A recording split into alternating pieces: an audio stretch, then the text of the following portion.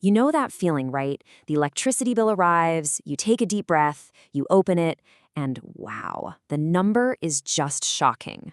It seems to happen every single month, leaving you scratching your head wondering, where is all this money actually going? Well, let's finally uncover the real reasons. It's the question we're all asking. You feel like you're being careful, you're turning off the lights, but that number just keeps creeping up.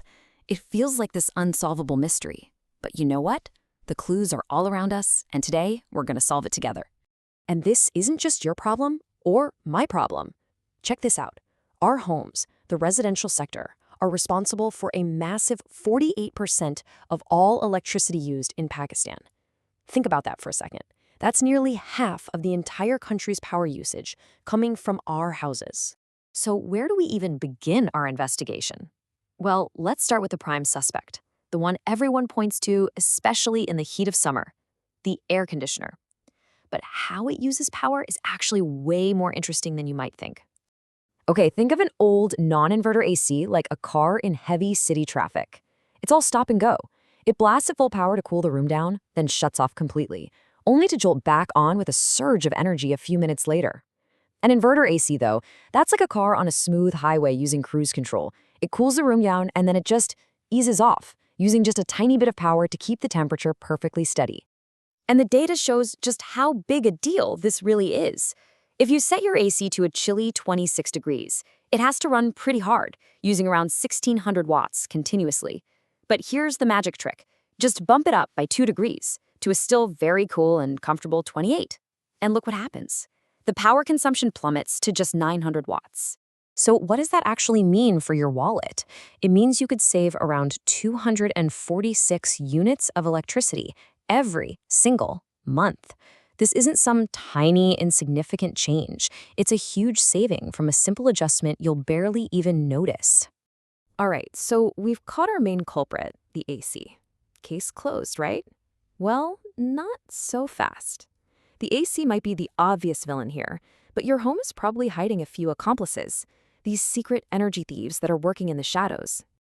And this is where our investigation takes a really surprising turn. What if I told you there's another device sitting in most of our homes right now that could be costing you just as much as your air conditioner, maybe even more? And here is the big reveal. According to research, the humble UPS, that box you rely on when the power goes out, can use up an amount of electricity that's pretty much equivalent to an air conditioner. It's constantly charging, converting power, and honestly, it does it very inefficiently.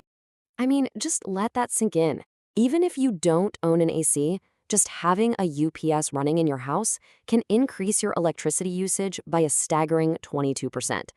It's the silent accomplice that's been secretly inflating your bill this whole time. And the list of suspects just keeps growing. Your electric iron, that can pull up to 2,000 watts. The water pump, that old refrigerator that's losing its cool. And even the microwave. They're all part of this team of hidden consumers contributing to that big monthly total. Okay, so now we know what is using all the power. But there's another part of the mystery. Why does the bill sometimes jump so dramatically from one month to the next, even when your usage feels about the same? It's because of the invisible rules that decide how you're charged. The first rule is the tariff slab, and this is so important to understand. It means you don't pay one flat rate for electricity. The more you use, the more expensive each individual unit actually becomes. As soon as you cross a certain threshold, the price you pay for power starts to climb, and it climbs fast. So let's just look at this example. When you're using up to 100 units, you might pay about 10.5 rupees per unit. But the second you cross into that next slab, the price jumps. For some unprotected tariffs, that same unit of electricity could suddenly cost you over 22 rupees. This is how a small increase in what you use can lead to a massive jump in your final bill. And the second invisible rule? Peak hours. This is all about when you use your electricity. During certain times of the day, the entire country is using power all at once, which puts a huge amount of stress on the grid. And to manage that, the price goes up for a lot of us. And here are those times you need to know. It's generally from 6 p.m. to 10 p.m., right when we're all getting home, cooking dinner, turning on the lights and the TV. Using heavy appliances like your water pump or your iron during these hours can end up costing you a whole lot more. So, we've identified the culprits, we've uncovered the hidden rules, the investigation is officially complete. Now, for the best part. It's time to take everything we've learned and turn it into simple, easy steps so you can finally take back control of your electricity bill. Here's your action plan. First, set your AC to 28 degrees. It is the single biggest and easiest change you can make. Second, be aware of that power-hungry UPS. Third, try to shift your heavy appliance use, like ironing or running the water pump, to outside of those 6 p.m. to 10 p.m. peak hours. Fourth, do a quick check, seal any gaps under doors and windows, and make sure those AC filters are clean.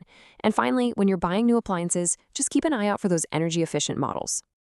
See, at the end of the day, this isn't about sitting in the dark or sacrificing your comfort. Not at all. It's about being strategic. It's about understanding the system and making a few small, intelligent changes that can lead to some really big savings. It's just about using our energy smarter. So the power is literally back in your hands. You know about the hidden energy thieves. You know the invisible rules. The only question left is, which one of these changes are you going to make first?